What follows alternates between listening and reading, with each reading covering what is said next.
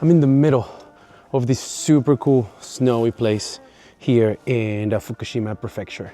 And I wanted to give you my POV on the 24-70 G Master version 2.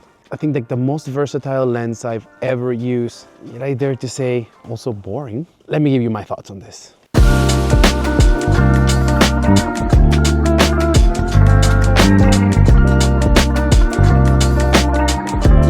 So let's talk about the pros, right? The range.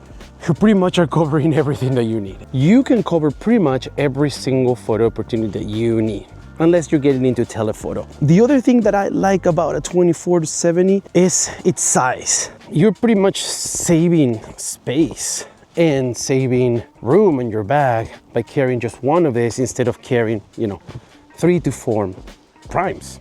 I love its sharpness. Like, this lens is sharp. When I mean it's sharp, it's freaking sharp. And it does have to do with it being a GM lens, right? Like the most expensive line of Sony. The other thing that I like is the quality of the glass, the quality of the lens. It's like the building of this thing, it's like a tank. It just will last you a long time. And if you're thinking about it as an investment, it retains its value.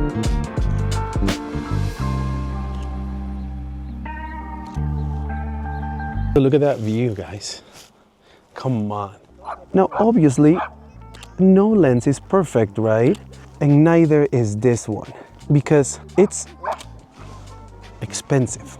This lens is gonna set you back at least $2,000. If you're traveling to Japan, you may be able to get it for cheaper and tax-free, but overall, think about $2,300, $2,400. And that makes it a little bit annoying because you want the whole quality of it, but not everybody has the money. And especially if you are just a hobbyist, an aficionado, it doesn't make sense to spend that much. There is a lens that is pretty similar to this one right now. And they are in its second iteration, and I think it's incredible for its value. And that is the Sigma 24-70 version 2.0. That lens is 95% of the G Master, and it is at a pretty much half the price. And here in Japan, you can also get it cheaper. It does not make sense to an extent to get the G Master, right? But this one is smaller, it's lighter. Not by much, but it is lighter. It does very well for close-up shots too. And at 2.8, it generates a great bokeh. And that bokeh looks like GM bokeh, but I can tell you, I have never been disappointed by this guy right here. It's been about a year and a half since I got it. I used to have like the original version, then I changed to a Sigma and sold a Sigma, and then bought the version 2.0, which for me, in my case, it made it cheaper. Would I do it again? I think so. I think I would definitely do it again. It's such a versatile lens that does everything that I need with the quality that I want. Could I do the exact same thing with my skills, which the reason I mention is because they're low, and the Sigma version, absolutely. But I didn't realize, I didn't have the hoodie on, that to tell you why I shouldn't have a G Master. Oh, if you like what you're watching right now, I do all these travel and vlogging videos.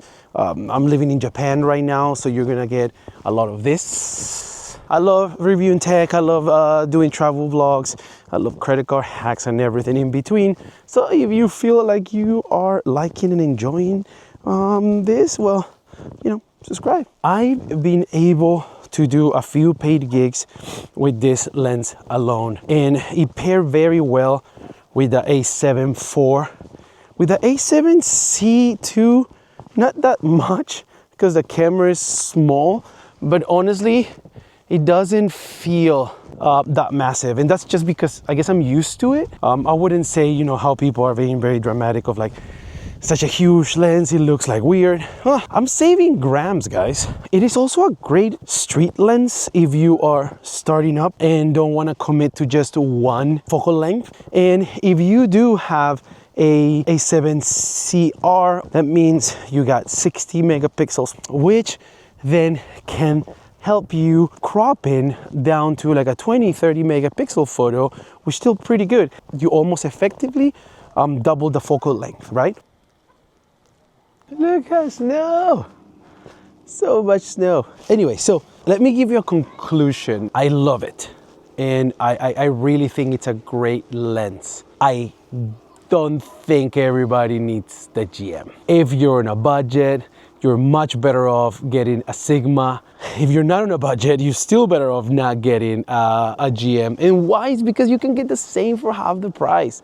If you want a GM glass, do it. Do it because you want to. Now, if you're a pro, obviously, you shouldn't even be watching this video. You already know what you got that lens for. You know you're a beast and you know you're a great photographer and videographer. You're gonna do great things with this. But for the ones like me that are on the fence on how much to spend when you're increasing your lens collection, I think you should go for the Sigma. As a GM owner, I think you should go for the Sigma. Save some money and then spend it in another good lens like a 16-35, or get your prime to get that sweet, sweet, sexy bokeh. And I can't believe I'm saying this next to her, but the Sigma is almost as good. Well, I hope you enjoyed this video. I hope you enjoy the snow. It is a beautiful day here. If you like what you're seeing, if you want to join the channel, just give us a follow, give us a like. We'll be giving you some more content around Japan, about tech, about travel, and about credit card hacks, because I love me some points. Until next time, okay, bye.